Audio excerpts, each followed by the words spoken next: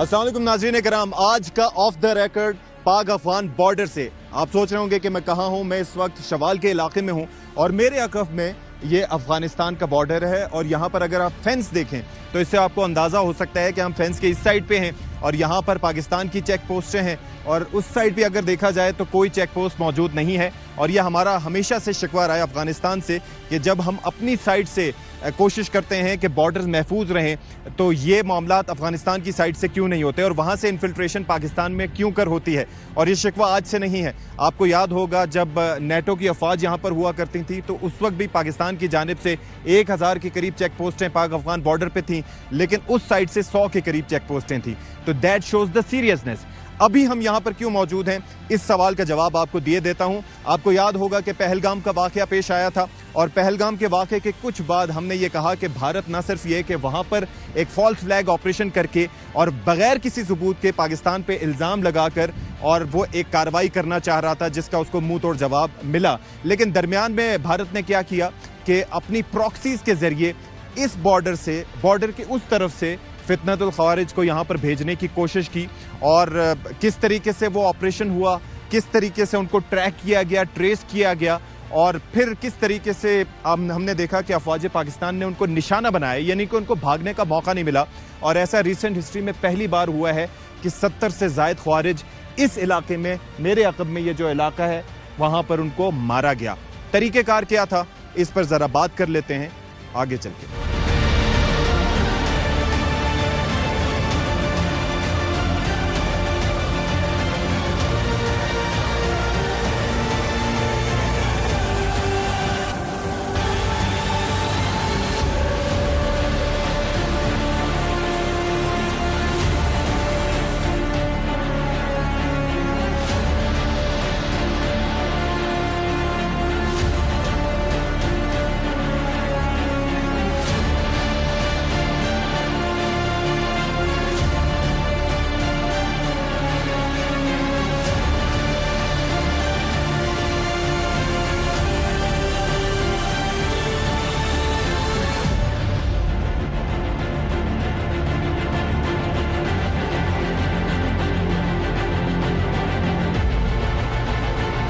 नाज़रीन कराम, यहाँ से मैं थोड़ा सा एक्सप्लेन ये करता चलूँ कि अभी हम रवा दवा हैं मीराम शाह से आगे। हम उस मकाम पर अभी आए हैं बजरिया हेलीकॉप्टर और यहाँ से हम उस चेक पोस्ट की तरफ जा रहे हैं जहाँ से दूसरी साइड पर आप अफगानिस्तान का बॉर्डर देख पाएंगे। और जाहिर है कि ये हिली ट्रेन है, काफ़ी मुश्किल इलाका है और यहाँ पर आपको हम ऊपर से भी हेलीकॉप्टर से देखते हुए भी आए थे तो काफ़ी जगह पर पाक फौज की चेक पोस्ट मौजूद है।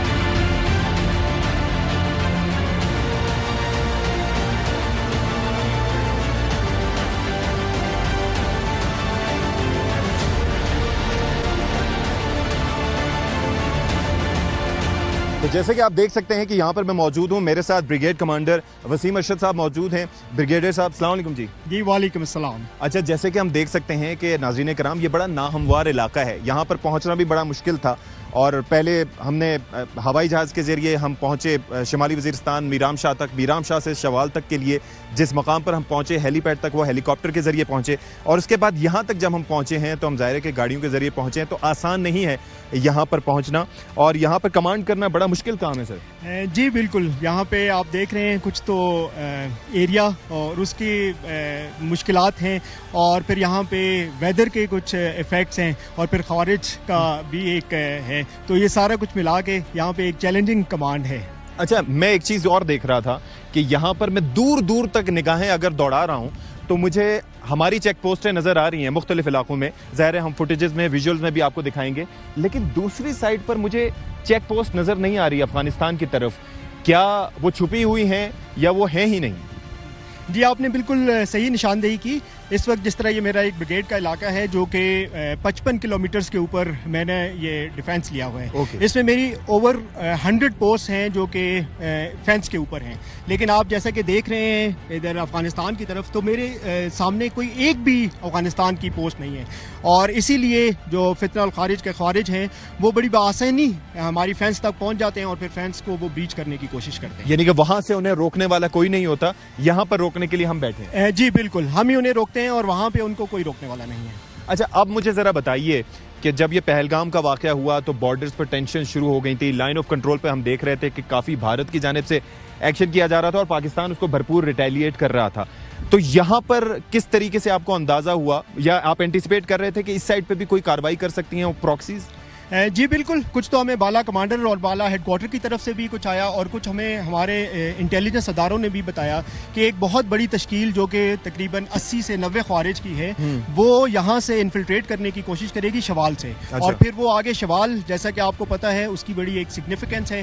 वो अंदरून KPK में DI खान, फिर बन्नू और फिर यहाँ से ही मीर अली, मीरान शाह और इन सारे इलाकों को वहाँ से तरसील हो सकती है। तो हमें ये इंफॉर्मेशन मिली थी कि एक बड़ी तश्कील जो कि तकरीबन 80 से 90 ख्वारिज की है, वो यहाँ से इन्फिल्ट्रेट करने की तश्कील। बेसिकली अगर हम अपने नाज़रीन के लिए लेमैन्स लैंग्वेज में बताना चाहें, वो ग्रुप होता है दहशत गर्दों का, क्या होता है वो? जी बिल्कुल, ये एक मुख्तलिफ दहशत गर्दों का ग्रुप होता है और उसको ये अपनी लोकल मुकामी ज़ुबान में तश्कील का नाम देते हैं। और वो तश्कील ये आगे किसी इलाके के लिए होती है, जो कि जब इन्फिल्ट्रेट कर जाती है तो फिर उस इलाके में पहुंच के फिर वहाँ पे ये मुख्तलिफ खारिज और टेररिस्ट एक्टिविटीज़ करते हैं। अच्छा, अब ये जो वाक़या है, इस वाक़े की सिग्निफिकेंस नाज़रीन कराम इसलिए भी है कि इन दहशत गर्दों ने फेंस काटी, वहाँ तक पहुँचे और फिर उनको अंदर आने दिया गया। यानी कि हमने उनको ट्रेस किया, उन पर नज़र रखी क्वाडकॉप्टर्स के ज़रिए, और फिर उसके बाद जब वो आ रहे थे तो उनको लोर इन करके हमने उन पर हमला किया, ताकि अगर वैसे उन पर हमला करते तो वो भाग सकते थे वापस।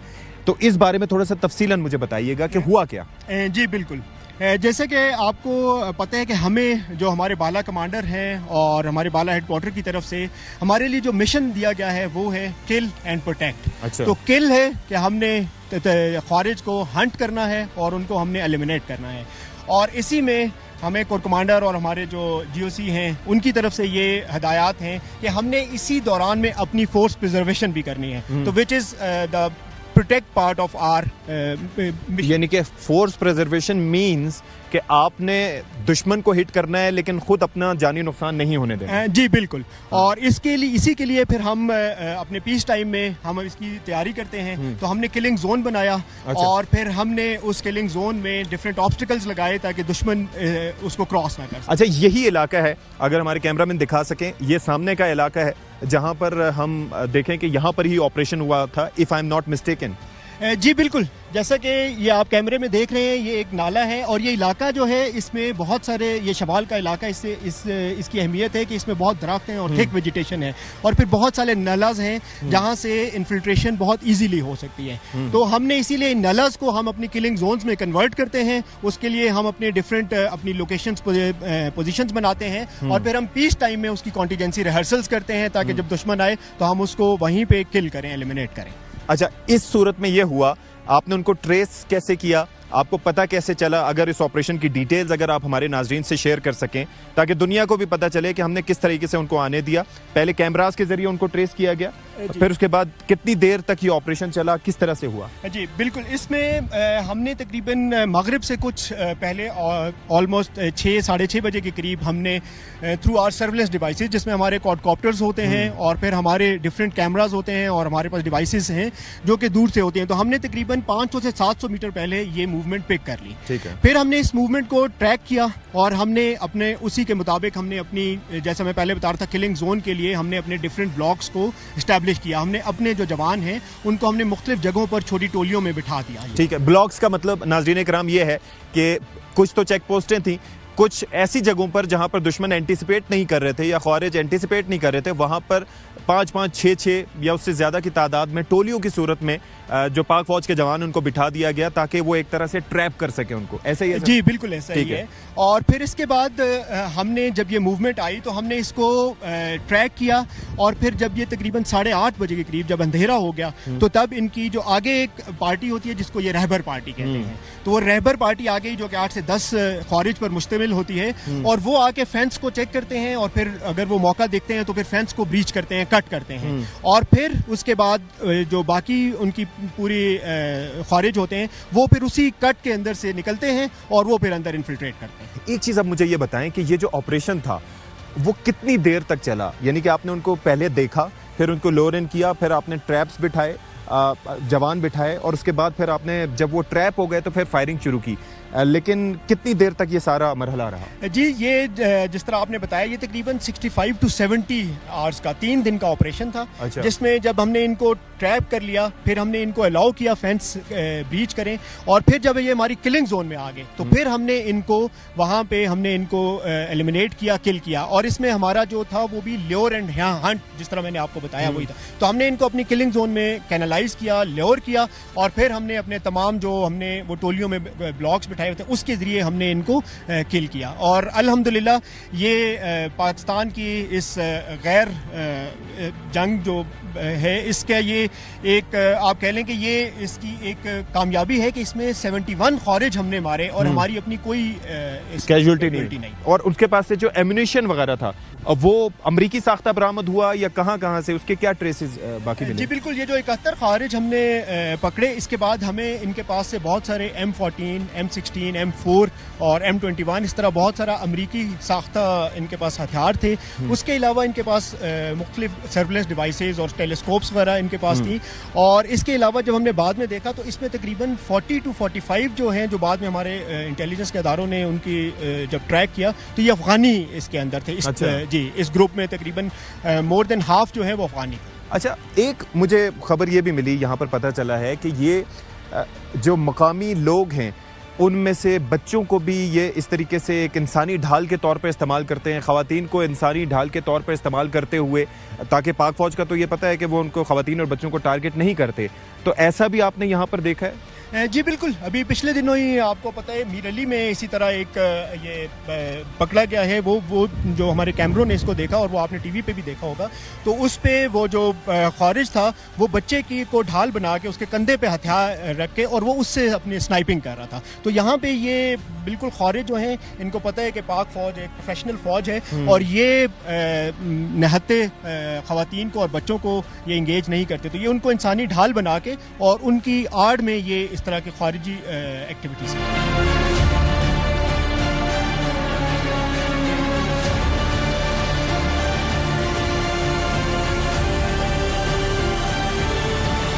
तो चलें जी, इस ऑपरेशन की कमान करने वाले कमांडिंग ऑफिसर कर्नल आदिल हमारे साथ मौजूद हैं, तो इनसे ज़रा बात करते हैं और ऑपरेशन जो उससे मुतालिक। अस्सलाम वालेकुम जी। कर्नल साहब, कुछ डिटेल्स तो हमें मालूम हो गई हैं, लेकिन आप चूंकि ऑन ग्राउंड सारी सिचुएशन को देख रहे थे और ऑपरेशन को कंडक्ट कर रहे थे, तो ज़रा आप अपने अल्फाज में बताइएगा कि ये किस तरीके से आपने ट्रैक किया, ट्रेस किया और फिर ल्योर करके टारगेट किया उनको? अस्सलाम वालेकुम। ये बेसिकली एक इन्फिल्ट्रेशन के लिए एक तश्कील बेसिकली यहाँ पर इनको कहते हैं, जो करते हैं, और काफ़ी बड़ी तश्कील थी ये।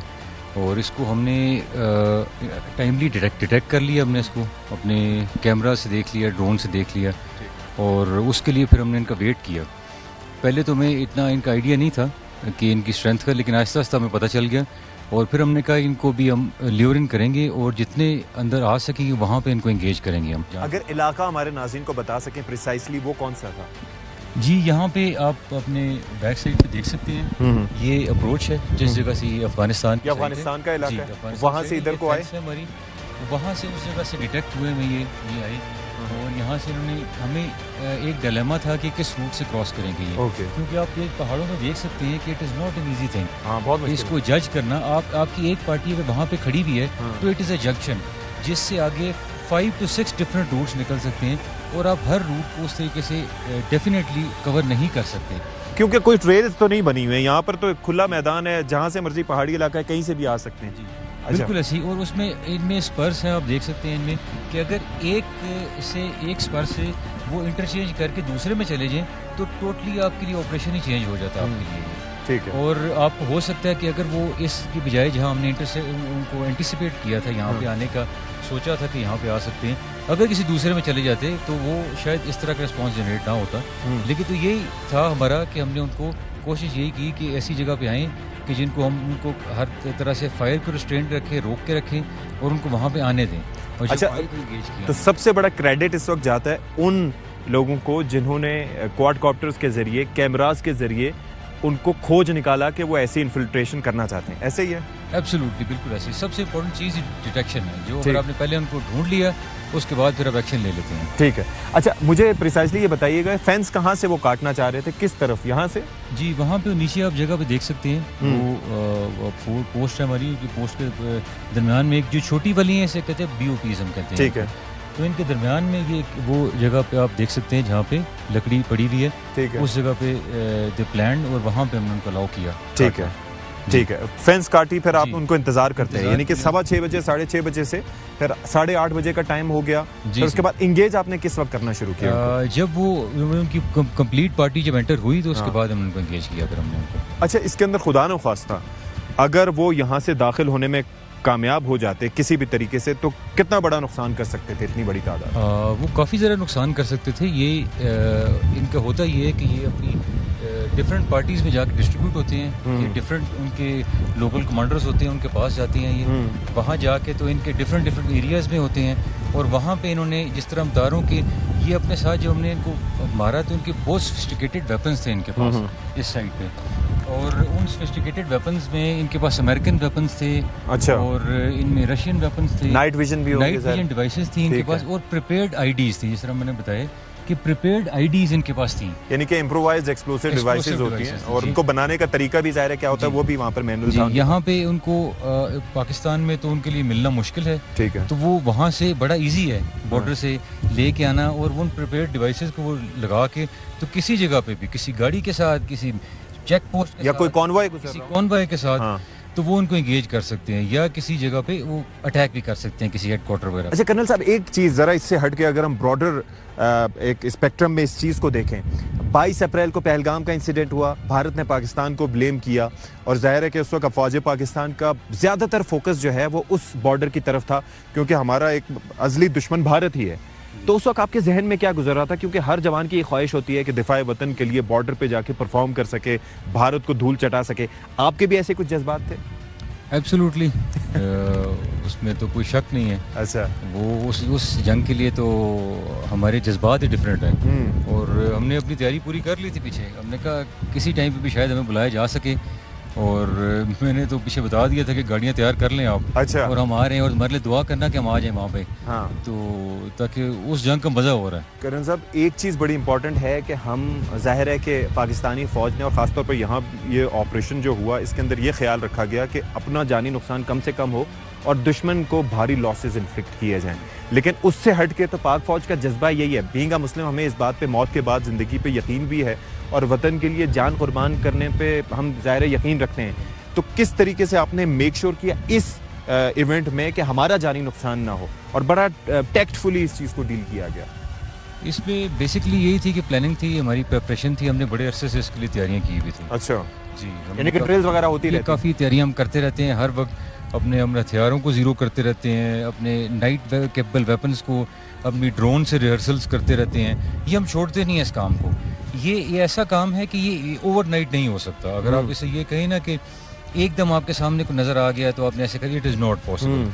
इसके लिए बड़ी थोरो प्रिपरेशन की हमने, अपने एरियाज़ को उसमें तैयार किया, अपने ऑब्स्टिकल सिस्टम बनाए ताकि कोई भाग ना सके यहाँ से, और हमने फिर उनको पूरा प्लान किया कि किस तरह उनको ल्योर इन करना है और कहाँ पे उनको एंगेज करना है। तो ये it was a thorough planning, और ये मेरे जो जवान हैं और जो ऑफिसर्स हैं, ये उनकी सारी कंट्रीब्यूशन है, उनकी सारी मेहनत है, दिन रात की उनकी अंत तक उनकी मेहनत है, जो ट्रेनिंग करते रहे हैं इतने टफ एनवायरनमेंट में। लॉजिस्टिकल जो आपके यहाँ पे आपने आके चैलेंजेस हैं, बिल्कुल, उनके बावजूद ये सारा कुछ करना, तो मैं उनको खराज तस्लीम पेश करता हूँ अपने जवानों को। अच्छा, फैमिली के बगैर जाहिर है कि यहाँ पर रहना दूर अफ्तादा इलाकों में, तो फिर आपका जिस जगह आप काम कर रहे होते हैं, जो आपका यूनिट होता है, या जिस जगह आप कमांड कर रहे होते हैं, वही आपकी इमीडिएट फैमिली बन जाती है, ऐसा ही है? जी बिल्कुल ऐसे ही। ये मेरे भाई हैं, और अभी बाय वर्च्यू ऑफ रैंक और सर्विस थोड़ा सा इनसे बड़ा हूँ मैं, तो ये सारे मेरे भाई हैं, और हमारी ईदें इन्हीं के साथ हैं, और हमारी खुशी गमी सब इन्हीं के साथ है।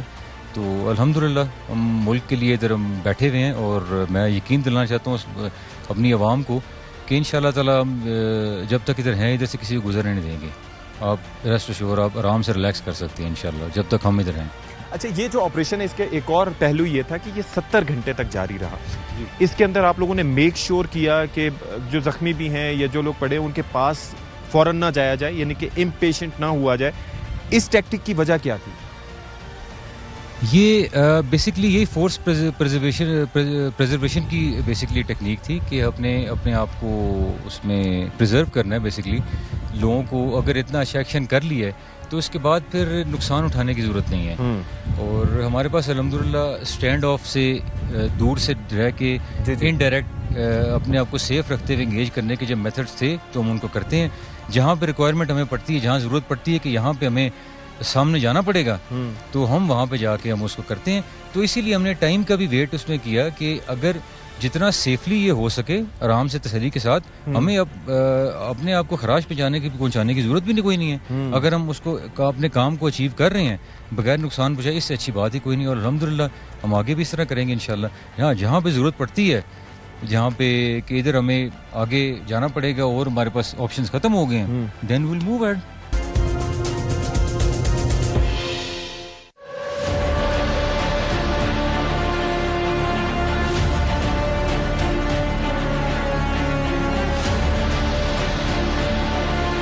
जी, तो यहाँ पर हम मौजूद हैं। जिस तरह से मैं आपको बता रहा था कि मुख्तलिफ जवानों के अफसरान के इंटरव्यूज़ और उनसे बात करना बहुत ज़रूरी है ताकि उस ऑपरेशन से मुताल्लिक आपको ज़्यादा से ज़्यादा मालूमात यहाँ आके हम प्रोवाइड कर सकें। और जैसा कि मैंने आपको पहले बताया था कि ये जगह और यहाँ तक पहुँचना आसान नहीं है।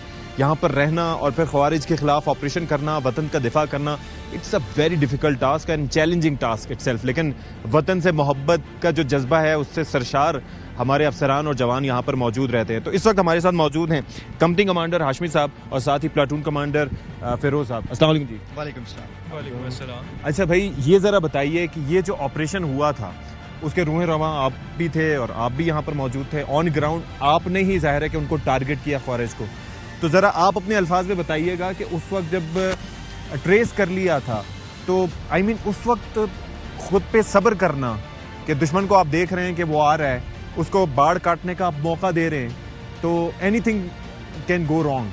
तो क्या उस वक्त जहन से गुजर रहा था, क्या चल रहा था जहन में? जी बिल्कुल, जिस तरह आपने बताया एनीथिंग कुड गो रॉन्ग, ये एक बहुत डिफिकल्ट ऑपरेशन था। जिस तरह के हमें हमारा बले कमांडर ने हमें बताया हुआ था, हमने उसकी पहले से रिहर्सल करके रखी हुई थी। अच्छा। और जितनी हमने ज़ाहिर बात है sweat saves the blood in war, तो उसी तरह से हमने फिर उसको प्रैक्टिस अच्छी की हुई थी।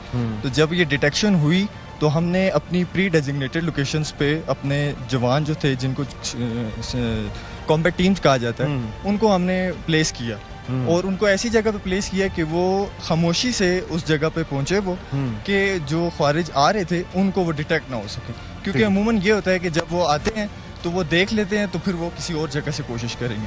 हमारा पूरा अज़म ये था कि इनमें से कोई एक भी ना बच के जाए, और हमने उसको टैक्टिकली अपनी उनको 3 साइड से उनको घेरने की कोशिश की। अच्छा। और इस तरह से हमने प्लेस किया कि वो बच के ना जा सके। ठीक है। Either they could not go back side और फार साइड पे वापस। अच्छा, लेकिन एक चीज इसमें है कि जाहिर है कि वो आते होंगे तो रैकी करके आते होंगे, फेंस कहाँ से काटना है और कहाँ कहाँ चेक पोस्टें मौजूद हैं, ये उनको आइडिया तो होता होगा। जी बिल्कुल, एग्जैक्टली उनकी बड़ी थॉरो रिहर्सल वो रेकी होती है।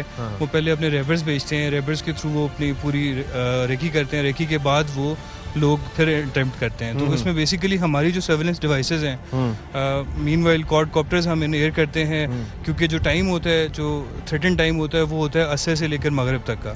तो असर पे हम लोग अपने क्वाडकॉप्टर्स फ्लाई करके थोड़ा सा डीप इन अफगानिस्तान हम अपनी वो पूरी स्कैनिंग कर लेते हैं। तो उससे ही हमें इनिशियल हिट मिला कि हमें डिटेक्शन होगी। अच्छा, एक चीज़ ये है, फोर्स प्रिजर्वेशन का मैंने जुमला काफ़ी सुना है यहाँ पर, यानी कि आप अपने आप को नुकसान से बचाएं और दुश्मन का ज़्यादा से ज़्यादा नुकसान करें। इसी वजह से ये ऑपरेशन 60 से 70 घंटे चला। एग्जैक्टली, बिल्कुल इसी तरह ही था। हमने अपनी पहले प्री सिलेक्टेड छोटी कंसील्ड पोजीशंस बनाई हुई थी, जिनके पीछे हम अपने आप को सेफ करके इफेक्टिवली इंगेज कर सकते हैं। देखें, सबसे बड़ी इंपॉर्टेंस ये है कि आपका अगर अपना कोई एक जवान आपसे शहीद हो जाए तो वो आपके लिए एक बहुत बड़ी जो है असासा आपका चला जाता है। तो उस चीज़ को सेव करके विदाउट एनी कैजुअलिटी इस ऑपरेशन को करना ये एक बहुत ही मुश्किल ऑपरेशन था। तो इसलिए इसको हम यही कोशिश करते हैं कि हम अपने आप को सिक्योर रख के और फिर उनको इंगेज किया जाए, ताकि उनका जानी ज़्यादा नुकसान उनकी तरफ से ज़्यादा हो। अच्छा, एक चीज़ ये है कि ये वाकया लिंक्ड है पहलगाम के वाक़े से, यानी कि पहलगाम में भारत ने फॉल्स फ्लैग ऑपरेशन किया, 5 मिनट के अंदर पाकिस्तान पे इल्ज़ाम धरा, 10 मिनट में FIR दर्ज की उसकी, और इतने मुश्किल इलाके में, और उसके बाद पाकिस्तान को जंग की धमकियां देने वाला लगा, और उसके बाद जो हुआ वो सबके सामने है। उस वक्त आपके जज्बात क्या थे? क्योंकि मैं पहले भी कमांडिंग ऑफिसर साहब से भी बात कर रहा था कि जो हमारी तैयारियां हमेशा से रही हैं इंडिया सेंट्रिक रही हैं, क्योंकि इंडिया हमारा अज़ल से दुश्मन है। हम चाहते हैं लेकिन वो जंग चाहते हैं। तो उस वक्त आपके जज्बात क्या थे जब ये सारा कुछ उधर हो रहा था? अभी आप जैसा कि देखें, हम लोग तो ऑलरेडी एक वॉर सिचुएशन में पहले से मौजूद है, और जब हमें उधर का भी पता चला तो हमारे जज्बात और उभर गए, और उसी चक्कर में अब आप देख सकते हैं कि हमने इनको मुंह तोड़ जवाब दिया, और ये भी उन्हीं के ही भेजे हुए थे जिनको हमने उन्हीं के पास वापस भेजा। तो अल्हम्दुलिल्लाह ये इस चीज़ का बखूबी हर एक जवान यहाँ पे जोशो खरोश है, और जितनी हमसे जाने मांगी जाएंगी इंशाल्लाह हम कुर्बान करेंगे। अच्छा, फिर जिस तरीके से एक और चीज़ इससे जुड़ी ये है कि ऑपरेशन सिंदूर उन्होंने शुरू किया, जिसको हमने कलंक का टीका बनाया, और उसके बाद मार्का हक और बनियानुल मरसूस, जिस तरीके से एयरफोर्स ने उनके जहाज़ गिराए, जिस तरीके से हमने मिसाइल जो कि तैयार रखे होते हैं उनके ऊपर फायर किया और उनके S-400 को तबाह किया, बाकी उनके एयर बेसेस को नुकसान किया, तो उसकी जज्बा कितना उससे बढ़ता है आपका ये सारी चीज़ें सुन के? एब्सोल्युटली, इस चीज़ से हमें ज़ाहिरी बात है हमें कॉन्फिडेंस आता है, और जो हमारे अंदर एक जज्बा है बहादुरी का वो और उभरता है, और हम इसी चीज़ को तो एक्सप्लॉइट करते हैं कि ये हमें इस चीज़ का मौका मिले, और इंशाल्लाह अगर आगे भी इस तरह का मौका मिला तो ज़रूर इसी तरह मुंह तोड़ जवाब दिया जाए। अच्छा, साथ ही साथ सेलिब्रेशंस होती हैं जब ये आपको पता चला कि पाकिस्तान ने दुश्मन को इतना मुंह तोड़ जवाब दिया भारत को? इस साइड पे तो आपने दिया ही प्रॉक्सीज को, फितनतुल ख़वारिज को, लेकिन वहाँ पर जो हमने जवाब दिया उसके बाद सेलिब्रेशंस वगैरह यहाँ पर होती हैं? बिल्कुल सेलिब्रेशंस होती हैं, हम सारे बहुत खुश थे, ऑल ट्रूप्स, ऑल ऑफिसर्स, और हमारा जज्बा एकदम बुलंद हो गया, और हम इस बात पे श्योर थे कि हम इधर से किसी को नहीं इन्फिल्ट्रेट करने देंगे, क्योंकि यहाँ से जो दुश्मन है उसको हम रोकेंगे। उनकी हम यही सपोर्ट कर सकते थे, अपने भाइयों की जो ईस्टर्न बॉर्डर पे लड़ रहे थे, और बाकी हम बहुत ज़्यादा इसको हमने सेलिब्रेट भी किया, और हम बहुत ज़्यादा खुश भी थे इस बात पे। अच्छा, वैसे इससे हट के ज़ाहिर है घर जाने का मौका मिलता होगा, लेकिन फैमिलीज़ को मिस वगैरह करते हैं, ज़ाहिर है कि एक जज्बा एक होता है, उनको इंसान वो याद करता है, लेकिन यहाँ पर एक तो अपनी फैमिली के हवाले से बताइएगा उनको कितना याद करते हैं, और जो यहाँ पर ये जो जवान आपके साथ हैं ये भी आपकी एक तरह से फैमिली मेंबर्स की तरह ही हो जाता है? एग्जैक्टली, बिल्कुल, ये आपने बिल्कुल दुरुस्त बात की है। सबसे पहले तो हमारा घर ही है, हमारी फैमिली यही है, हमारा उठना बैठना, हमारा उड़ना यही है। ऑफ कोर्स ज़ाहिर बात है, आपको क्यों नहीं, अपने घर वाले आपको आते हैं मिस, लेकिन वो इस चीज़ से फ़ख्र महसूस करते हैं कि हम लोग एक जिहाद पे हैं और अपने सरहद की हिफाजत कर रहे हैं। तो यही हमारा घर है, यही हमारी फैमिली है, हम इन्हीं के साथ टाइम गुजारते हैं, और जो कि हमें गुजारना भी चाहिए, और ये एक बहुत अच्छी चीज़ है जो कि मैं समझता हूँ इसको। चलें जी, thank you so much for your time. देखा आपने, हमने बात की, हमारे साथ मौजूद थे मेजर हाशमी साहब और साथ ही साथ कैप्टन फिरोज। तो ये वो इलाका है, मैं बारहा आपको एक्सप्लेन कर चुका हूँ कि यहाँ पर आना ही इतना मुश्किल काम था, हमारे लिए भी एक बड़ा मुश्किल काम था। तो सोचिए कि जो यहाँ पर अपना पूरा वक्त गुजारते हैं उनके लिए कितना चैलेंजिंग टास्क होता होगा, लेकिन एक जज्बा, मौत के बाद जिंदगी पर यकीन, और फिर वतन से मोहब्बत का जो जज्बा है वो सारी चीज़ों पर भारी है, और उसके होते हुए जाहिर है कि ये लोग खुशी खुशी यहाँ पर आते हैं और अपनी जान हथेली पर रखकर मादरे वतन के दिफा के लिए हमा वक्त तैयार रहते हैं।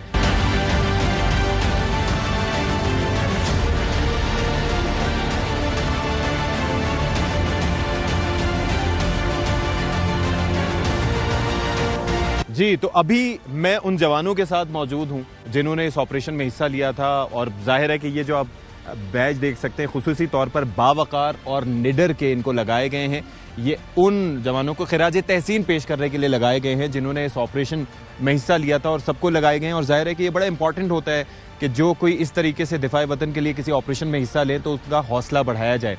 तो मेरे साथ मौजूद है सिपाही जुबैर हैं, अली हैं, और साथ ही साथ जमशेद साहब हैं। अस्सलाम वालेकुम जी। अच्छा, सबसे पहले आप ज़रा मुझे बताएं कि ये जब पता चला कि ये इस तरीके से दुश्मन इन्फिल्ट्रेट कर रहा है और इस तरीके से खारिज आना चाह रहे हैं और ज़ाहिर है कि नुकसान पहुंचा सकते हैं, तो उस वक्त आपकी सोच क्या थी, क्या सोच रहे थे आप लोग? उस टाइम हमारी सोच ये थी कि इन लोगों को हमने आगे गुजरने नहीं देना, अगर गुजरते हैं तो हमने इनको मारना है, ठीक है, और बुरे तरीके से मारना है। तो हमने ऐसे किया, अपने अपनी स्ट्रेटजी बनाई, और हम अपनी अपनी जगहों पर गए बाला कमांडर के दिए हकाम के मुताबिक, और जब हम पहुंच गए तो उनको बता दिया कि हम तैयार हैं बिल्कुल, अभी दुश्मन आ जाए कोई मसला नहीं, हम इनको मारेंगे, ठीक है। तो जैसे ही वो दुश्मन आए हमने उनको मारा और बदतरीन किस्म की उनको मौत दी। अच्छा, लेकिन उसमें कितना मुश्किल होता है कि आप वो आ रहे थे, उनको फेंस काटने का मौका दिया, उनको अंदर आने का मौका दिया और सब्र का मुजाहरा किया, यानी कि सब्र करके टाइम लेके ताकि वो फंस जाएं, फिर उसके बाद उन पे हमला करें। ये कितना सब्र, कितना मुश्किल था? बहुत मुश्किल टाइम था, लेकिन अल्हम्दुलिल्लाह हमने यानी कि खुशी जाहिर की है कि वो आए और हम उनको ऐसा सबक सिखाएं कि ये भी और आने वाले वक्तों के लिए जो उनकी नस्ल है वो भी याद रखें। ठीक है। अच्छा, ये मुझे बताएं कि ये पहाड़ी इलाकों में मूवमेंट ना करना आसान काम नहीं है। ज़रा सा हिलो पत्थर से रख जाता है और रात के वक्त वहाँ पर इस तरीके से खामोशी से मूव करना आसान काम नहीं होता। तो किस तरीके से आपने ये मैनेज किया कि चुपचाप वहाँ पर अपनी अपनी जगहों पर मौजूद रहें और जब हुक्म मिले तो हमला करें? ये हमारी पहले से एक अमली थी जिसके तहत हम छोटे छोटे ग्रुप की शक्ल में एक जगह से दूसरी जगह आहिस्ता आहिस्ता मूव करते रहे। अच्छा। छुपा हुआ तलबीस की शक्ल में। ओके। और अपने दिए हुए मुकाम पर पहुंचे।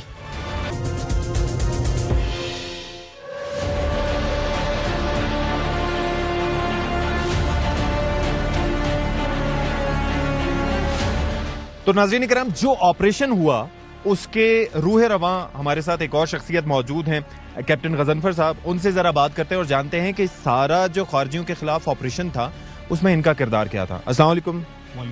गजनफर, मुझे जरा बताएं कि हर किसी ने अपना रोल बयान किया है। जी बिल्कुल। कमांडिंग ऑफिसर से जो प्लाटून कमांडर तक और उसके अलावा बाकी जो सिपाहियों से भी हमारी बात हुई है। आपका इस सारे जो सिलसिला था इसमें क्या रोल था?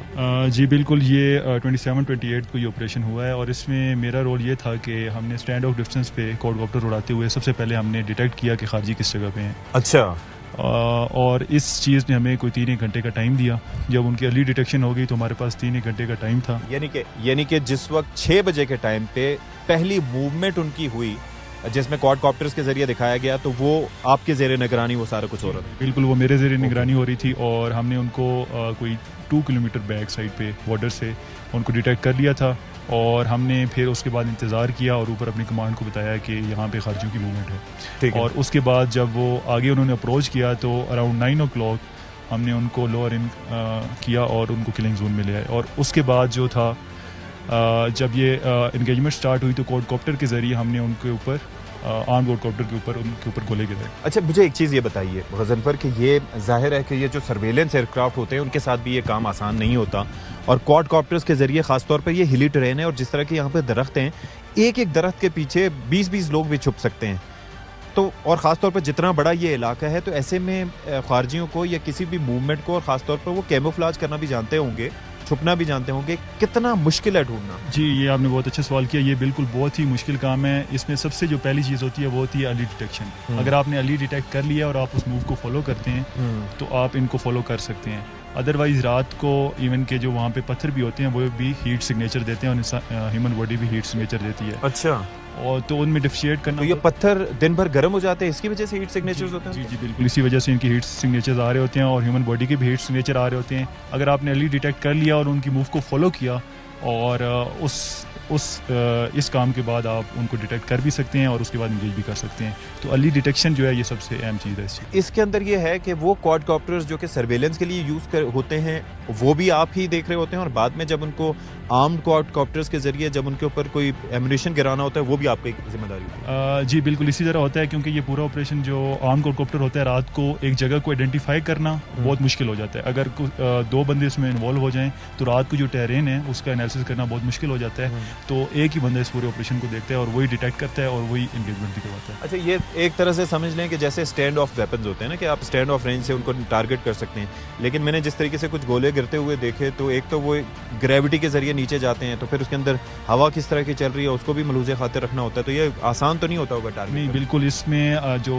आपको काम आती है वो आपकी ट्रेनिंग है और आपका एक्सपीरियंस है। जितना ज़्यादा आपकी ट्रेनिंग और एक्सपीरियंस होगा उतना ज़्यादा आप अच्छी तरीके से इंगेज कर सकते हैं और वही हमने इस ऑपरेशन में मैनिफेस्ट किया है और रिजल्ट आपके सामने अल्हम्दुलिल्लाह 71 किल्ड हैं और हमारी तरफ से कोई कैजुअल्टी नहीं। अच्छा, दूसरा ये है कि इनका फ़ायदा ये भी होता होगा कि जब तक ऑपरेशन मुकम्मल होता है, यानी कि जितने खारजी आपने जानूम हासिल किए उस वक्त तक आप लोग ये देख रहे होते हैं कि उनमें से कोई मूवमेंट तो नहीं है या कोई इस पोजीशन में तो नहीं है, कोई बूबी ट्रैप तो नहीं किया हुआ, किसी तरीके से कोई आरपीजी लेके तो नहीं बैठा हुआ कि आप जाएं तो वो टारगेट कर दे। तो इन सारे जो है वो शको शुबे का खात्मा हो जाता है। जी बिल्कुल, ये जो ड्रोन है ये मॉडर्न टेक्नोलॉजी है और ये आपको एज अ फोर्स मल्टीप्लायर के तौर पे काम करता है और ये आपको इवन बहुत सेफ्टी इंश्योर करता है। कोई भी बंदा अगर मूव कर रहा है और किसी किस्म की भी हरकत है, आप मेक श्योर कर सकते हैं कि उस हरकत को पहले मैं कोई से दबाव करूं, उसके बाद मैं उस जगह को इंगेज करूं और वहाँ पर मैं जाऊं। तो ये चीज़ बहुत ज़्यादा हमें उस चीज़ में सेफ्टी और सेफ्टी मुहैया करती है। Early detection was the key, यानी कि जब क्वाडकॉप्टर्स के जरिए सर्वेलेंस करते हो, और सर्वेलेंस आसान नहीं है, यानी कि इतने बड़े इलाके में जहाँ पर जगह जगह छोटे छोटे दरख्त हों या दरख्त इस तरह के हों कि वहाँ पर 20-25 बंदे भी समा जाएं तो पता ना चले, वहाँ पर उनको ट्रेस करना। और ये चीज़ मद्देनजर रखना कि अगर रात का वक्त होगा और थर्मल इमेजिंग से भी देख रहे होंगे तो हीट सिग्नेचर्स पत्थर भी दे रहे होते हैं दिन भर की गर्मी के बाद, तो काफ़ी चैलेंजिंग है। लेकिन उनको जब सही वक्त पर ट्रेस कर लिया तो 2-3 घंटे का टाइम मिल गया और उस वक्त फिर सारी की सारी फील्डिंग बिठा के जिस तरह से उन्हें टारगेट किया गया, रेस्ट इज हिस्ट्री।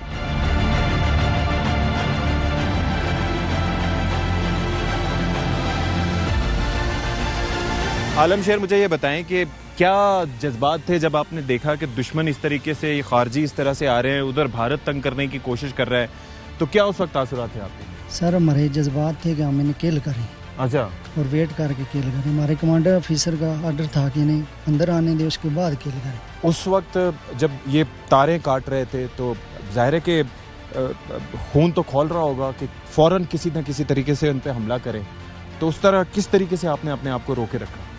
जी, जब वो फेंस काट रहे थे तो हमारे बाला कमांडर ने हमें बताया कि आप वेट करें, उन तमाम को अंदर आने दें। जब वो तमाम अंदर आए हैं तो हमने अपना जो मिशन था वो मतलब कि हमने इस तरह की टोलियां ब्लॉक स्टैब्लिश कर दिए जिसमें हमने उन जाल में फंसाया, उस एरिया में हमने उनको किल किया जिधर से वो ना वापस भाग सकते थे ना वो आगे भाग सकते थे। अच्छा, एक चीज़ मुझे ये बताइएगा नाज़रीन, ये ट्रेन ऐसी है, ऐसी जगह है कि थोड़ा सा एहतियात से काम लेना पड़ रहा है, वरना काफ़ी नीचे खाई भी है।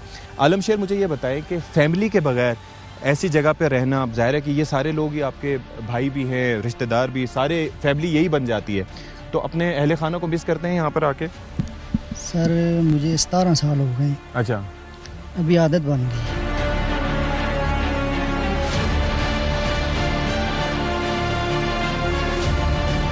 नाज़रीन कराम, हमने आज आपको पाक अफगान बॉर्डर पर शवाल के इलाके में इस पोस्ट का और ख़ास तौर पर इस इलाके पर मौजूद पाकिस्तानी फ़ौज की जो पोस्टें हैं उनका दौरा करवाया। और ये चीज़ बड़ी इंपॉर्टेंट है कि ये बॉर्डर और इसकी सर्वेलेंस आसान काम नहीं है, लेकिन ये हमारे भाई, ये हमारे जवान, ये हमारे अफसरान यहाँ पर अपनी जान हथेली पर रखकर दुश्मन की भीख करने के लिए यहाँ पर मौजूद हैं।